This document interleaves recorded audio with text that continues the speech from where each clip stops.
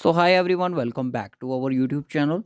सो guys, आज के इस वीडियो में हम करने जा रहे हैं एमसीक्यूज ऑन क्लाइमेट चेंज पर। सो गाइस, मैं आपको बता दूं कि हम जेकेपीएसआई का जो आपका एग्ज़ाम है नेक्स्ट मंथ उसको कंडक्ट करने की बात की जा रही है। बट मैं आपको बता दूं सीजीएल का एग्ज़ाम और जेकेपीएसआई का जो एग्ज़ाम है दोनों आपस में क्लैश कर रहे हैं। सेम डेट को हो सकते हैं क्योंकि 7 से लेके 20 दिसंबर तक आपके जो एग्ज़ाम चल रहे हैं वो जेकेपीएसआई के हैं और 1 से लेके जो 12 के बीच में वो आपका सीजीएल के, यानी कि सीजीएल का जो एग्ज़ाम है वो जेकेपीएसआई के बीच में आ रहा है। तो हो सकता है 1-2 दिन के लिए 1-2 तारीख आगे पीछे कर दे सकते हैं जेकेएसएलवी से। पर इतना आप श्योर रहो कि आपका जो एग्ज़ाम है वो 7 को ही है, फर्स्ट का एग्ज़ाम। हर एक बच्चा यही सोचे, जब तक एक ऑफिशियल सोर्स से हमें नहीं पता चल सकता, तब तक आप यही सोचिए कि जो आपका जेकेपीएससी का एग्ज़ाम है वो आपका 7 दिसंबर को ही कंडक्ट होने वाला है। तो आप अपनी तैयारी को अच्छे से रखें, अच्छे से करें। और कोई क्या बोल रहा है कि कुछ लोगों का ये भी कहना है कि जो एपटेक एजेंसी है वो एक ब्लैक लिस्टेड है। तो इन चीज़ों पे ध्यान मत, तो देखिए अभी तो फ़िलहाल के लिए हम ना तो जेकेएसएसबी का ट्रस्ट कर सकते हैं, ना तो एपटेक का कर सकते हैं। ये चीज़ तब पता चलेगी जब एग्ज़ाम कंडक्ट हो जाएँगे, उसके बाद क्या-क्या चीज़ें हुई। देखिए, आज तक उनकी रेट सीबीआई की रेट चल रही है क्योंकि जेकेपीएसआई का जो स्कैम हुआ उसके बीच में आज तक लोगों इतनी बड़ी-बड़ी पोस्ट हैं जो उनको डिसमिस किया जा रहा है उनकी सर्विस से। तो ये बहुत ही शेमफुल बात है उन लोगों के लिए जो ऑलरेडी जॉब पे थे, जिन्होंने दूसरों का फ्यूचर ख़राब करके ना तो उनको एग्ज़ाम देने के लायक रखा, ना तो कुछ। एक बुरा सा लालच, ऐसे लालच में आप कभी मत फँसिएगा। जो भी कुछ करना है अपनी मेहनत से, अपनी स्ट्रेंथ से, अपनी एंड्योरेंस से करना है अपने, ठीक है? जो होगा देखा जाएगा, जो आपके हक में है वो आपको मिल के ही रहेगा। आज नहीं तो कल मिलेगा, मतलब मिलेगा ज़रूर। लोगों की बात में बिल्कुल नहीं आना है, ठीक है? तो आज का जो हमारा लेक्चर होने वाला है वो क्लाइमेट चेंज पे होने वाला है। इस वीडियो में कुछ एमसीक्यूज़ होंगे। आपने एक-एक करके एमसीक्यूज़ को ध्यान से पढ़ना है और अपना आंसर मार्क करना है कि आपका आंसर क्या हो सकता है। तो चलिए फिर करते हैं स्टार्ट। अगर आप इस चैनल पे फर्स्ट टाइम विज़िट कर रहे हो तो चैनल को सब्सक्राइब ज़रूर कर दीजिएगा क्योंकि इसी तरह की इंपॉर्टेंट वीडियो आपको तब तक मिलती रहेंगी जब तक आपका जेकेपीएससी का एग्ज़ाम कंडक्ट नहीं हो सकता। तो जैसे ही एग्ज़ाम जिस दिन चलेगा आपका, जो भी एग्ज़ाम में क्वेश्चंस होंगे रात को आपको डेली एनालिसिस वीडियो मिल जाया करेगा। जो भी हमारे कैंडिडेट्स हैं एग्ज़ाम दे के आएंगे वो रिव्यू हमारे साथ ज़रूर शेयर किया करेंगे एग्ज़ाम का। तो उसी के दौरान ये चीज़ें बात की बात है। तो फिलहाल के आज का लेक्चर स्टार्ट कर। फर्स्ट क्वेश्चन जो स्क्रीन पर है वो है what is global warming. What is global warming, इसका राइट ऑप्शन क्या होगा वो आपने मार्क करना है यहाँ पे। जल्दी से ध्यान से देखिएगा क्या होगा इसका राइट ऑप्शन। जो भी आपको लगता है वो आपको मार्क करना है यहाँ पे। अपने माइंड में मार्क कर लो, अपनी नोटबुक पे, कहीं भी। व्हाट इज़ ग्लोबल वार्मिंग, जो इंपॉर्टेंट चीज़ होती है वो को आप एक बुक पे ज़रूर नोट कर लीजिए करिए कि ताकि वो आपकी हेल्प कर सके। ग्लोबल वार्मिंग वो होती है, it increase the average temperature of the earth atmosphere and it's oceans. तो राइट ऑप्शन आपका इसका क्या हो जाएगा, एक एवरेज टेम्परेचर को इंक्रीज कर देती है कौन, ग्लोबल वार्मिंग, जिसकी वजह से ग्लोबल वार्मिंग होती है, ठीक है? ये कुछ गैसेज होती हैं जो इंक्रीज हो जाती हैं, उनकी जो परत होती है वो इंक्रीज हो जाती है, उसकी वजह से गर्मी ज़्यादा होना स्टार्ट हो जाती है। उसके बाद नेक्स्ट क्वेश्चन आता है, which gas is responsible for global warming के लिए। ग्लोबल वार्मिंग के लिए कौन सी गैस यहाँ पे रिस्पॉन्सिबल है? कार्बन मोनोऑक्साइड है, कार्बन डाइऑक्साइड है, निट्रस ऑक्साइड है, या सल्फर डाइऑक्साइड है? तो जो कार्बन डाइऑक्साइड है वो एक मेन गैस मानी जाती है, रिस्पॉन्सिबल है ग्लोबल वार्मिंग के लिए। अब ये कार्बन डाइऑक्साइड कैसे किस वे में होती है ये आप सभी को पता है। फॉसिल फ्यूल जो हमने बर्न करते हैं तो उसकी वजह से कार्बन डाइऑक्साइड की मात्रा ज़्यादा बढ़ जाती है, उसकी वजह से गर्मी ज़्यादा पड़ना स्टार्ट हो जाती है। नेक्स्ट क्वेश्चन आता है, the global emissions by of the following primary pollutants from the natural sources are maximum in the case of। किस में ये चीज़ होती है सबसे ज़्यादा ग्लोबल इमिशन में? Primary pollutants from natural sources, primary pollutants में तो नाइट्रिक ऑक्साइड से होती है, कार्बन मोनोऑक्साइड से, मीथेन से, या फिर कार्बन डाइऑक्साइड से। तो जो इसका राइट ऑप्शन है वो आपका कार्बन डाइऑक्साइड राइट ऑप्शन हो जाएगा, ठीक है जी। अब next question is, what does the UNFCCC stand for, किस पे स्टैंड करता है ये? तो ये करता है United Nations framework convention on climate change पे। ये काफ़ी इंपॉर्टेंट है, इसको आप नोट ज़रूर कर लें, इसको माइंड में भी आप ज़रूर सेटअप कर लें। अब आपसे पूछा which of the following ultra violet rays is more dangerous, कौन सी इनमें से अल्ट्रा वायलेट जो रेस होती है वो काफ़ी इंपॉर्टेंट, वो काफ़ी डेंजरस होती हैं। Ultra violet UVA, UVB, UVC। तो सबसे जो डेंजरस होती हैं वो होती है UVC rays, are more dangerous, ठीक है? Global warming, global warming the temperature of किसका इंक्रीज होता है? ट्रोपोस्फेयर का इंक्रीज होता है, आइनोस्फेयर का, मीसो या स्ट्रेटो का? ठीक है, जो ट्रोपोस्फेयर होते हैं उसका टेम्परेचर इतना इंक्रीज हो जाता है कि ग्लोबल वार्मिंग होना स्टार्ट हो जाती है। अब मैं आपको बता दूं कि हमारे ट्रोपोस्फेयर में कुछ गैसेस हैं और मैं एटमॉस्फेयर में कुछ गैसेस हैं जो क्या करती हैं, जो इनका होना ज़रूरी है वहाँ पे। ये गैसेस क्या करती हैं, हमारे एक एवरेज टेम्परेचर को मेंटेन करके रखती हैं, जो कि हमारे अर्थ का है, ठीक है। अब क्या होता है कि हम जब ये गैसेस ज़रूरी भी हैं, अगर ये गैसेस ना हो तो हमारा जो अर्थ का जो टेम्परेचर है वो -70 डिग्री सेल्सियस हो सकता है, जो कि लाइफ यहाँ पे सर्वाइव कर पाना पॉसिबल नहीं होता है, ठीक है।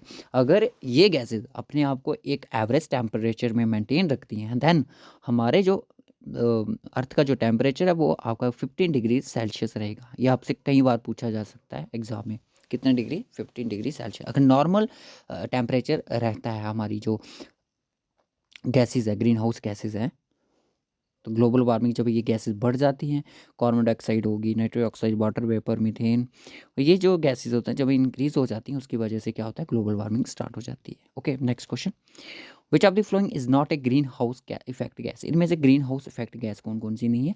कार्बन डाइऑक्साइड आपकी आ जाती है, ओजोन आपकी आ जाती है, मीथेन आपकी आ जाती है, और नाइट्रोजन आपकी नहीं आती, ठीक है। तो नाइट्रोजन इस पर नहीं है। और जेके एस, देखिए आप एक काम कीजिए, जेके पीएसआई का पेपर उठाइए, फाइनेंस अकाउंट असिस्टेंट का पेपर उठाइए, पर इस लेक्चर को देखने के बाद आपके सारे क्वेश्चन इसी लेक्चर में से बन जाएंगे। अब एग्जाम में पता क्या क्वेश्चन पूछा गया था? एग्जाम में ये क्वेश्चन पूछा गया था कि जो ओजोन होता है, किसके कितने एटम्स होते हैं, ऑक्सीजन के कितने एटम्स होते हैं? तो इसमें होते हैं 3 एटम्स, 3 एटम्स ऑफ ऑक्सीजन, ठीक है, जिसका फॉर्मूला क्या होता है? O3, ठीक है जी, O3 इसका फॉर्मूला होता है। अब next question is, green house gas which is present in the highest quantity in the atmosphere is. देखिए ग्रीन हाउस जो गैसेस हैं, मैंने आपको पहले बताया कि सबसे ज़्यादा गैस कौन सी पाई जाती है, वो होती है आपकी कार्बन डाइऑक्साइड, सबसे ज़्यादा, ठीक है।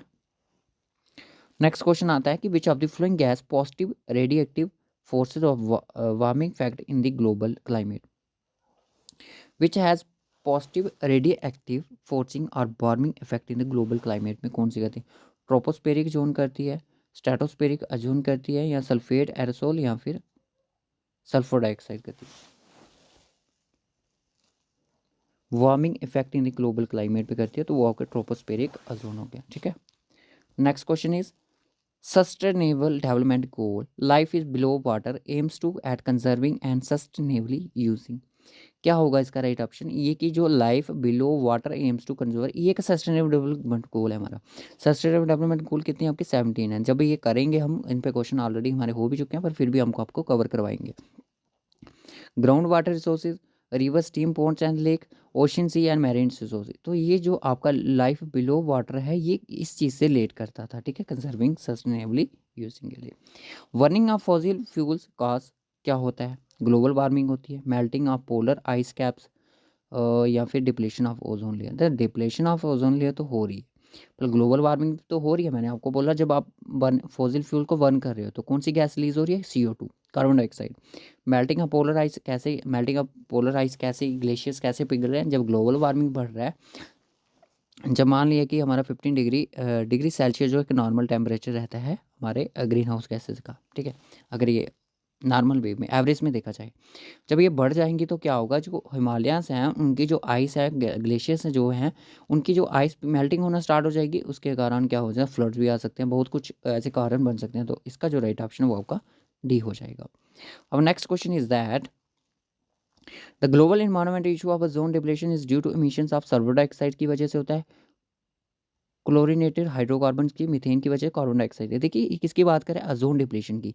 ओजोन डिप्लेशन इसी से मिलता जुलता क्वेश्चन आई थिंक ये फाइनेंस के एग्जाम में पूछा गया था या फिर जेके पीएसआई में, पर इन दोनों एग्जाम में से किसी ना किसी एग्जाम में ये क्वेश्चन पूछा गया था।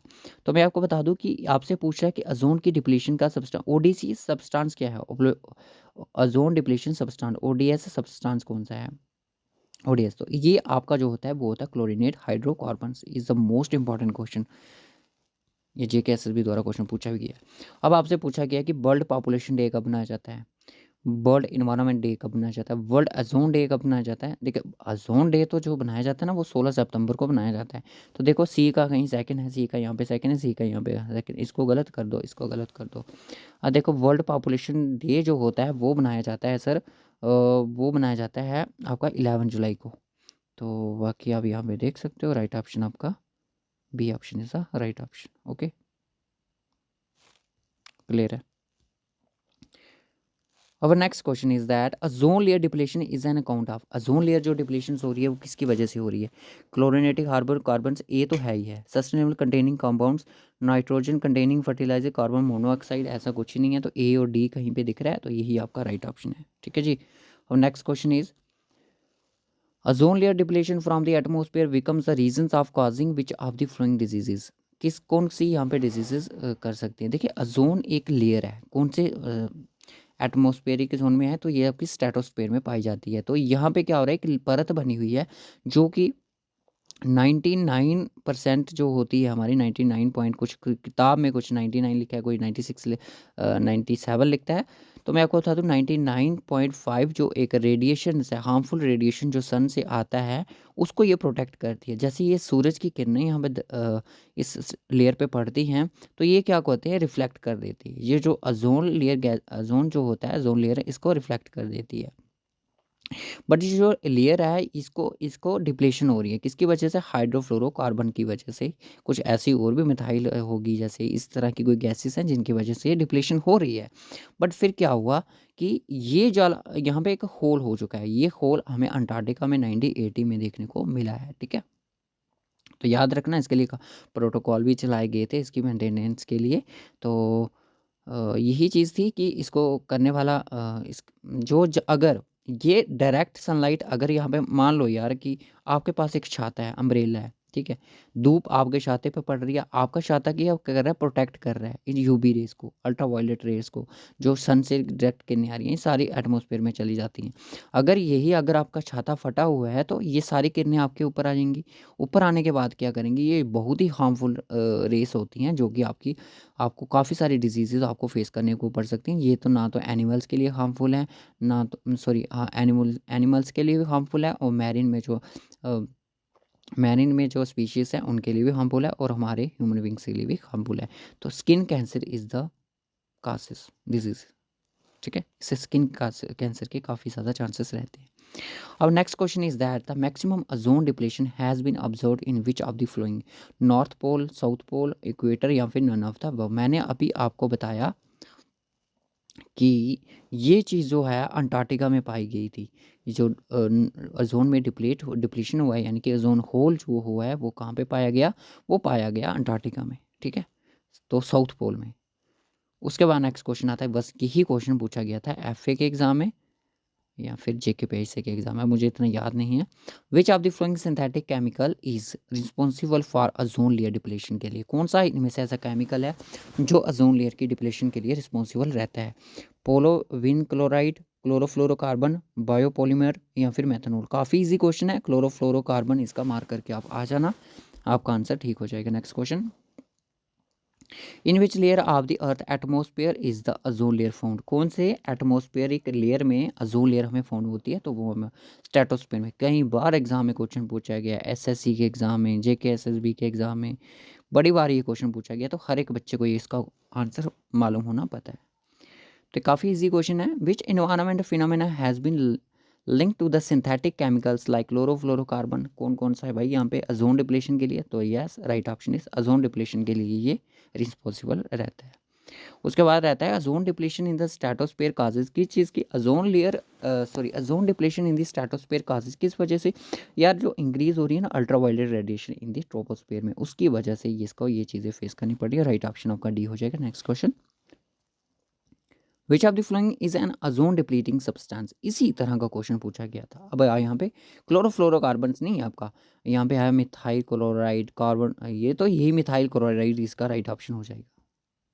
अब ये सारे आपको आप ज़रूरी नहीं है आपको सिर्फ क्लोरोफ्लोरोकार्बन ही आपके सिलेबस में दिया गया हो, आपके ऑप्शन में दिया गया हो। हैलोन भी दिया जा सकता है, कार्बन टेट्राक्लोराइड भी दिया जा सकता है, मिथाइल क्लोरोफॉर्म भी दिया जाता है, हाइड्रोब्रोमो क्लोरोफ्लोरोकार्बन भी दिया, हाइड्रोक्लोरोफ्लोरोकार्बन भी दिया जा सकता है, मिथाइल ब्रोमाइड भी दिया जा सकता है, ब्रोमो ब्रोमोक्लोरोमीथेन भी दिया जा सकता है। ये सारे के सारे जो है ओजोन डिप्लीटिंग सब्सटेंसेस हैं, इनको नोट करके रख लीजिएगा। नेक्स्ट क्वेश्चन आता है कि convention on ozone depleting substance is also known as, क्या बोला गया था? बेसल कन्वेंशन, मोनिट्राल, रामसर, या फिर कन्वेंस? तो ओजोन की जो डिप्लीशन के लिए जो सब्सटेंस चलाया गया था वो मोनिट्राल प्रोटोकॉल किया चलाया गया था। याद रखना, काफ़ी इंपॉर्टेंट है। उसके बाद नेक्स्ट क्वेश्चन आता है कि which gas is mainly responsible for ozone layer depletion के लिए, तो CFC। तो इसके रिलेटेड क्वेश्चन बनेगा, बस इतना ही बनेगा, ज़्यादा आपको डीपली नहीं पूछेगा। Which one of the following is the main objective of Vienna convention and Montreal protocol, इनमें से ये JKSSB के जो पंचायत सेक्रेटरी के बच्चे हैं उनके लिए भी इंपॉर्टेंट लेक्चर है। Which one of the following is the main objective of Vienna convention, Veena convention motor protocol किसके लिए, प्रोटेक्शन ऑफ ओजोन लेयर की प्रोटेक्शन के लिए चलाया गया था। ये कब चलाया गया था, आप इसका कमेंट मुझे बता करें वीडियो के कमेंट बॉक्स में। Which layer protects us from the harmful UV rays from the sun, कौन सी ऐसी लेयर है जो हमें हार्मफुल, मैंने अभी बताया कि हमारे स्ट्रेटोस्फेयर में एक लेयर बनी हुई थी जिसका नाम हम बोलते हैं ओजोन लेयर, जिसका एटम्स ऑक्सीजन के जिसमें 3 मॉलिक्यूल्स होते हैं। तो ये भी क्वेश्चन पूछा जा सकता है, एग्जाम में पूछा भी गया था JKPSI में।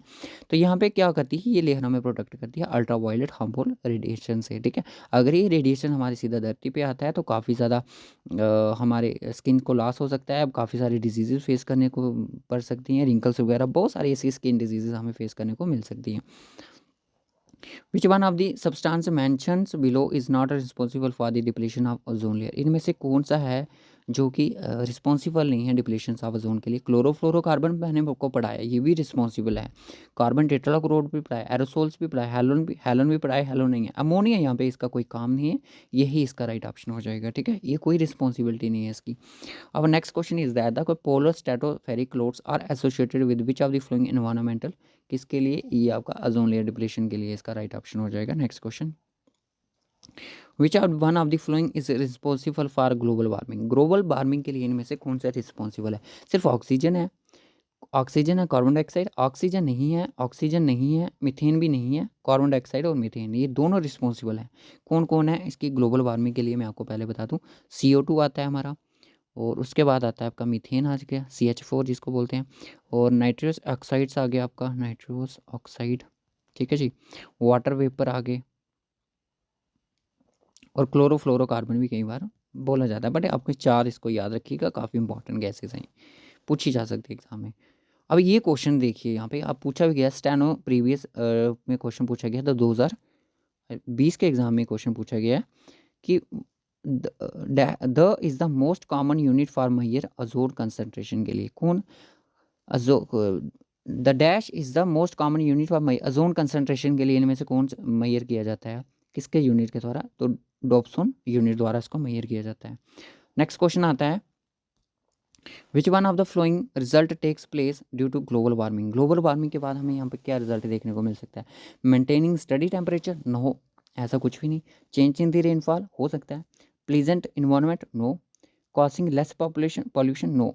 तो इसका है कि चेंज इन द, देखिए क्लाइमेट में चेंजेस आ सकती हैं किसकी वजह से, ग्लोबल वार्मिंग की वजह से, ग्रीन हाउस इफेक्ट की वजह से, और जो फैक्ट है उसकी वजह से ही तो ग्लोबल वार्मिंग का, ओजोन डिप्लेशन से भी हमारे क्लाइमेट में काफ़ी चेंजेस आने को देखने को मिल सकती हैं। अब next question is that which one of the flowing causes global warming, global warming की यहाँ पे क्या काजेज रहेगा यार, अभी तो आपको पता है कि रेडिएटिव जो फोर्सेज है वो इंक्रीज हो सकती है। How human activity has influenced global warming, यहाँ पे how human activity has influence global warming को क्या प्रेरणा देखिए, इन्फ्लुएंस कैसे करती है, by planting more trees, no. ज़्यादा प्लांट लगाने से ग्लोबल वार्मिंग होती, no. By causing changing in gravitational forces, no. By changing the radiative balance, yes, change होना, रेडिएटिव एक्टिव बैलेंस कैसे चेंज होता है, जैसे मैंने आपको बताया कि एक नॉर्मल टेम्परेचर है 15 डिग्री सेल्सियस, ठीक, ये एक नॉर्मल है, यानी कि एक एवरेज टेम्परेचर, अगर ये बढ़ जाता है 30 हो जाता है, 40 हो जाता है, किसकी वजह से, ग्लोबल वार्मिंग की वजह से। ग्लोबल वार्मिंग कैसे होती है, ठीक है। अब ये सारा चीज़ें हम ऑलरेडी डिस्कशन कर चुके हैं। आज की इस वीडियो में मैं आपको बता दूं कि 30+ क्वेश्चन डिस्कशन किए हैं। 30 क्वेश्चन बहुत होते हैं, तो मैं ट्राई करूंगा इसका PDF आपको टेलीग्राम पे प्रोवाइड कर दूं, क्योंकि मेरे JKPSI के जितने भी एस्पायरेंट्स हैं वो बिना तैयारी के नहीं रहने चाहिए।